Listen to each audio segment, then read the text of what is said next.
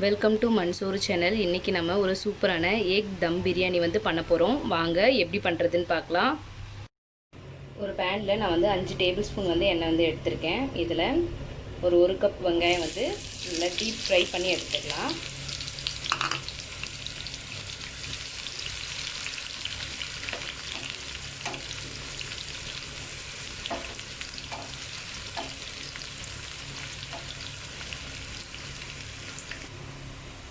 நல்லா இந்த அளவுக்கு ஃப்ரை ஆனதும் நம்ம ஒரு பவுலில் இதை எடுத்து வச்சுக்கலாம்.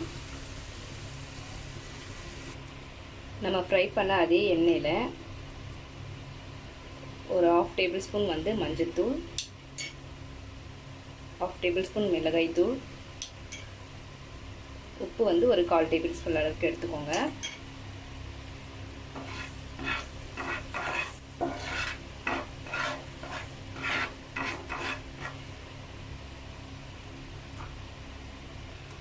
நான் 5 முட்டை வேக வச்சு இது மாதிரி கட் பண்ணி எடுத்திருக்கேன். சைடில் இங்கே பாருங்கள், இது தெரியுது பாருங்கள்.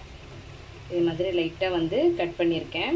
இப்போ இதில் இந்த எண்ணெயில் ஆட் பண்ணிடலாம்.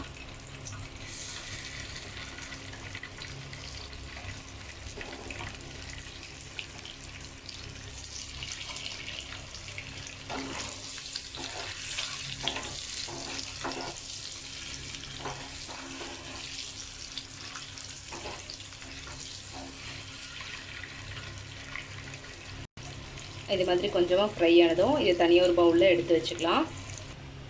ஒரு குக்கரில் நான் 5 டேபிள் ஸ்பூன் அளவுக்கு எண்ணெய் எடுத்திருக்கேன். எண்ணெய் ஹீட் ஆனதும் நான் ஏலக்காய், பட்டை, லவங்கம், அதுக்கப்புறம் கடல் பாசி எல்லாமே எடுத்திருக்கேன். அது எல்லாத்தையும் இதில் ஆட் பண்ணிடலாம். இது கூட நான் 1 கப் வெங்காயம் ஆட் பண்ணுறேன்.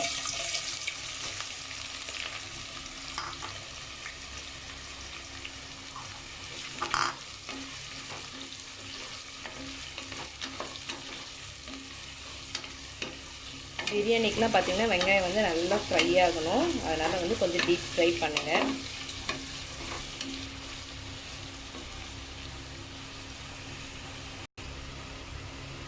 இப்போது இந்த வெங்காயத்துக்கு கூட நான் இஞ்சி பூண்டு பேஸ்ட் ஆட் பண்ணிக்கிறேன். ஆட் பண்ணிவிட்டு அதையும் சேர்த்து நல்லா வதக்கிடுங்க. பச்சை வாசனை போகிற வரைக்கும் வதக்கிடுங்க.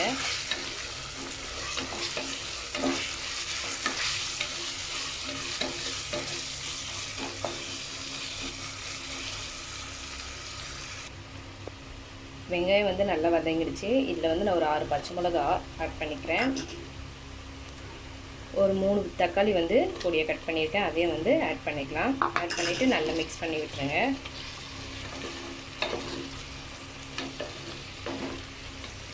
இது கூட கொஞ்சமாக தக்காளி வதங்கிறதுக்காக உப்பு ஆட் பண்ணிக்கலாம். நல்லா மிக்ஸ் பண்ணி விட்டுடலாம். இப்போ இது கூட மசாலா ஐட்டம்லாம் ஆட் பண்ணிடலாம். நான் 1 டேபிள் ஸ்பூன் மிளகாய்த்தூள், 1 table spoon garam masala, 1 table spoon தனியாத்தூள் ஆட் பண்ணியிருக்கேன். ஆட் பண்ணிவிட்டு இது பச்சை வாசனை போகிற வரைக்கும் நல்லா வதக்கிடலாம்.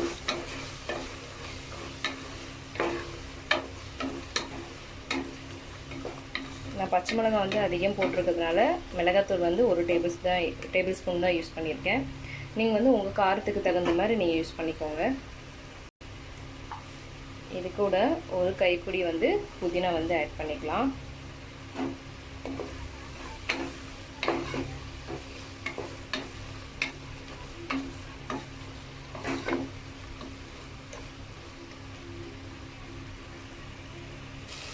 இப்போ இது கூட நான் ஒரு 1/2 கப் தயிர் ஆட் பண்ணிக்கிறேன்.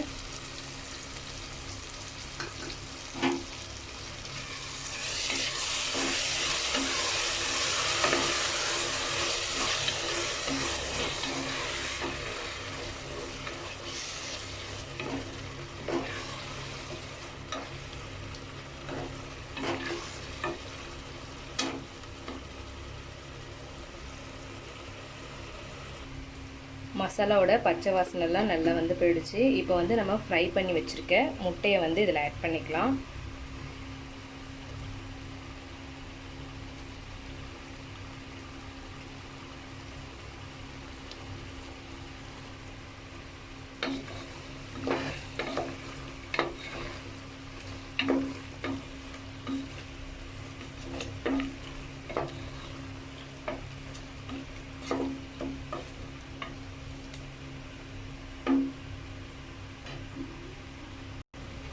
இப்போ இதில் ஒரு 1/2 கிளாஸ் அளவுக்கு மட்டும் தண்ணி ஆட் பண்ணி நல்லா கொதிக்க விடுங்க.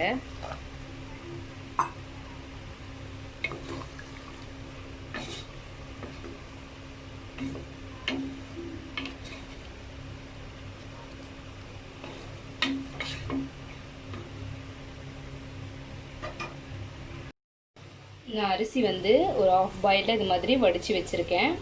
இப்போ நம்ம தம் போட்டுடலாம்.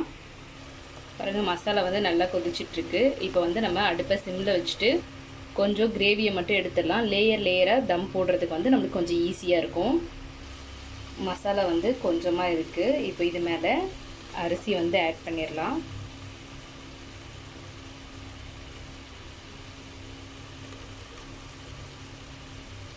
இதில் வந்து ஒரு லேயர் போட்டாச்சு. இதில் வந்து கொஞ்சமாக வந்து நான் வந்து ஃபுட் கலர் வந்து ஆட் பண்ணுறேன்.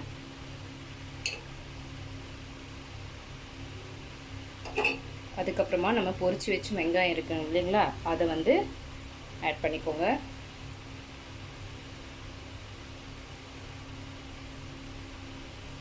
இதுக்கு மேலே நம்ம எடுத்து வச்ச கிரேவி வந்து ஆட் பண்ணிடலாம். இது மாதிரி கிரேவி வந்து ஆட் பண்ணதுக்கப்புறமா அகைன் வந்து ஒரு லேயர் வந்து நீங்கள் நம்ம வடித்து வச்சுருக்க அந்த ரைஸ் வந்து ஆட் பண்ணிவிடுங்க. இப்போது இதுக்கு மேலே லைட்டாக வந்து ஃபுட் கலர் வந்து நான் வந்து ஆட் பண்ணிக்கிறேன். ஃபுட் கலர் வந்து உங்களுக்கு ஆப்ஷனல் தான், நீங்கள் வேணும்னா ஆட் பண்ணிக்கோங்க, இல்லைன்னா வேண்டாம்.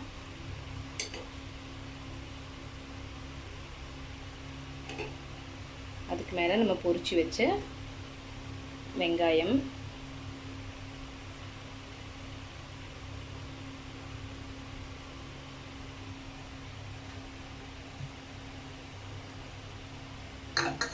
கொஞ்சமாக வந்து புதினா இலை வந்து எடுத்திருக்கேன், அது இதில் ஆட் பண்ணிக்கோங்க. ஃபைனலாக நம்ம வச்சுருந்த இல்லையா முட்டை வந்து ஆட் பண்ணிடலாம் மேலே.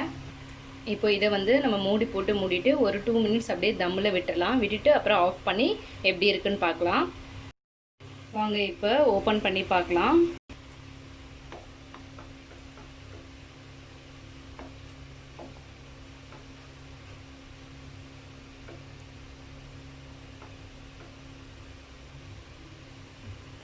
பாருங்கள், நல்லா சூப்பராக வந்திருக்கு.